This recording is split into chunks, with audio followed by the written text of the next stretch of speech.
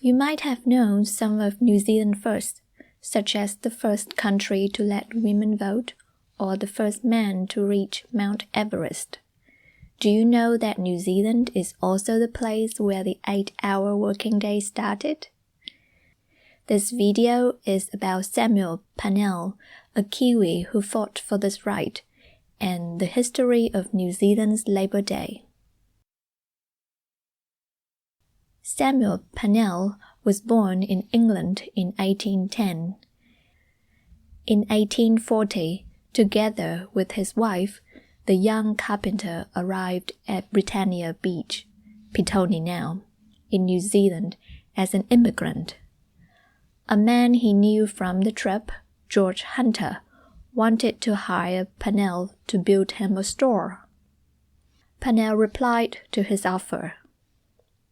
There are 24 hours per day. 8 should be for work, 8 for sleep, and 8 for recreation, for men to do what little things they want for themselves.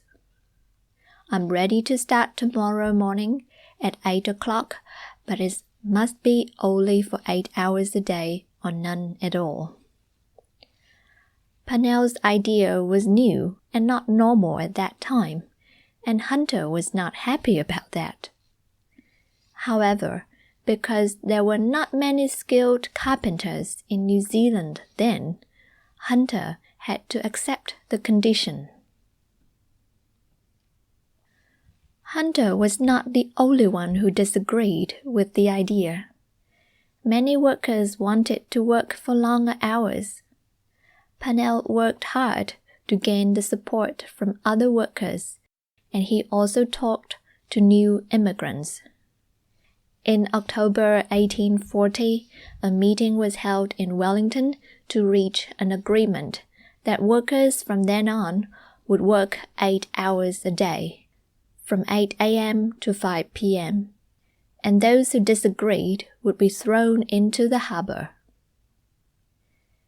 50 years later, on October 28, 1890, in Wellington, Parnell led the first Labour Day parade. Because even then, many workers still had to work long hours, parades like this took place in different cities in New Zealand to demand the government to make it a legal right. Parnell died a few weeks after and was given a public funeral by the city of Wellington. 10 years later, Labour Day became a public holiday and first celebrated in 1900. Since 1910, Labour Day has been held on the 4th Monday in October.